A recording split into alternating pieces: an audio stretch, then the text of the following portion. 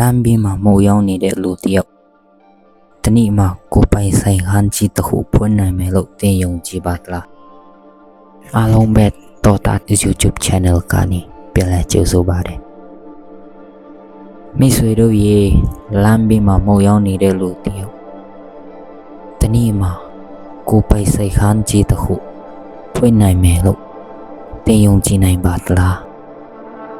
လူအများစုကတော့မဖြစ်နိုင်ဘူးလို့ပြောကြမယ်ဒါပေမဲ့ဒီနေ့ပြောပြမယ့်ဇာတ်လမ်းကတော့မဖြစ်နိုင်ဘူးလို့ထင်တဲ့အရာကိုအမှန်တကယ်ဖြစ်အောင်လုပ်ပြခဲ့တဲ့လူတစ်ယောက်ရဲ့ဇာတ်လမ်းပါအဆုံးထိနားထောင်ကြည့်ပါ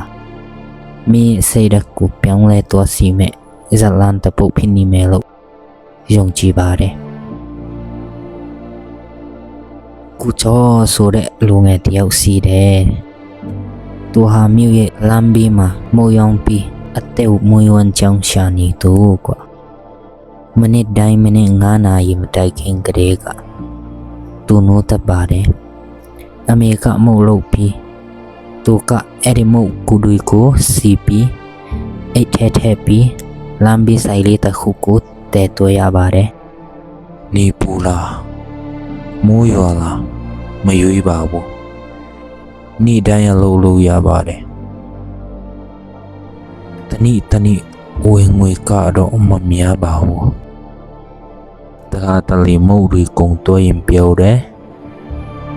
ဒါပေမဲ့မကုန်တဲ့နေ့တွေမှာဆုံးနဲ့ပြန်လာရပါတယ်သူ့ဘဝကတော့ယူစင်းတယ်မနစ်အလုပ်ညနာနောက်နေ့ပြန်စဒီလိုပဲဒါပေမဲ့သူ့စိတ်ထဲမှာတော့အိမ်မက်တခုစီနေတယ်တနေ့မှာငါမကိုပိုင်ဆိုင်ဟန်စီရမယ်ဆိုတဲ့အိမ်မက်ပါဒါပေမဲ့ဘဝကတော့မလွယ်ကူဘူးပေါ့အချို့နေ့တွေမှာမုတ်တွေမယောင်းနိုင်ပဲပြန်လာရတယ်အဲ့ဒီနေ့တွေမှာသူ့မေကိုချီပြီးစိတ်မကောင်းဖြစ်တတ်တယ်အချို့လူတွေကလည်းဒီလိုလုပ်ပြီးပါမဖြစ်နိုင်ဘူးလမ်းဘီယုံတဲ့သူကဘယ်လိုအောင်မြင်နိုင်မှာလဲလို့ပြောကြတယ်အဲ့ဒီစကားတွေကသူ့နှလုံးသားကိုထိခိုက်စေတယ်ဒါတလေသူလည်းစိတ်ပြတ်တယ်ဒါငါတကယ်ပဲဒီဘဝကနေမထွက်နိုင်တော့ဘူးလားလို့စဉ်းစားတတ်တယ်ဒါပေမဲ့သူမလျှော့ခဲ့ပါဘူးမနစ်တိုင်းနိုးပြီးမူရောင်နောက်နေ့ပြန်စသူ့စိတ်ထဲမှာတခုတည်းပဲရှိတယ်တနေ့တော့ငါအောင်မြင်ရမယ်ဆိုတဲ့ယုံကြည်ချက်ပေါ့တနေ့တော့သူ့ဆိုင်ကိုကစတမာတယောက်လာတယ်အဲ့ဒီလိုကမို့စားပြီးပြောတယ်မိမို့ကရန်ကောင်းတယ်ကူချောပြောသွားတယ်ဒါပေမဲ့ကစတမာကစစ်ပြောတယ်ဒါပေမဲ့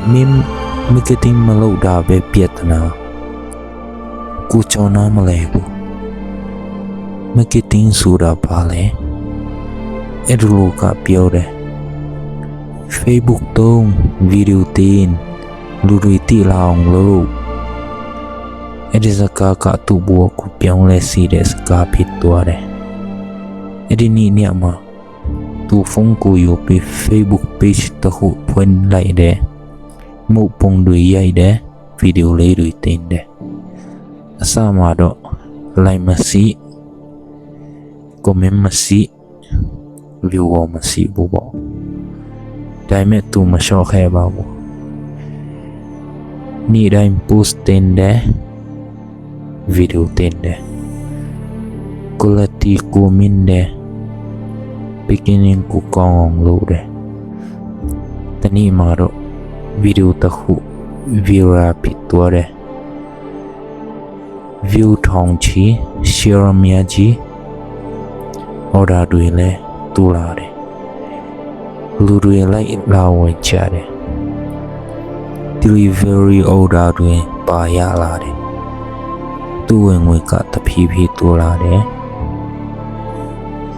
တနေ့တစ်ချက်မှာတော့သူလမ်းပြီးဆိုင်လေးကနေဆိုင်ခန်းတစ်ခုဖွင့်နိုင်ခဲ့တယ်နောက်ပိုင်းစတီဖာတွေပါခေါ်နိုင်ခဲ့တယ်လမ်းပြီးအောင်သူကနေ business owner ဖြစ်လာခဲ့တယ်ဒီလမ်းကပြုတ်ချင်တာကတော့နေရာကရေးမကြည့်ဘူးအရေးကြီးတာကမင်းအဆုံးမပြီးပဲစစ်တော့နိုင်လားဆိုတာပဲတနည်းမှာမင်းလည်းအောင်မြင်နိုင်ပါပါအားလုံးပဲကြည့်ဦးတင်ပါတယ် အားလုံးပဲဆုံးထိနားထောင်ပေးတဲ့အတွက်အားလုံးပဲအထူးကျေးဇူးတင်စီပါတယ်ဒီနေ့ပြောပြတော့တဲ့ကြောင်ရတွေကနေစိတ်ခွန်အားတွေရရှိမယ်လို့မျှော်လင့်မိပါတယ်ဒီလို motivation story တွေနားထောင်ချင်တော့တာ YouTube channel ကို like and subscribe လေးလုပ်ပြီးခဲ့ကြပါဦးအားလုံးပဲကျမချမ်းသာကြပါစေ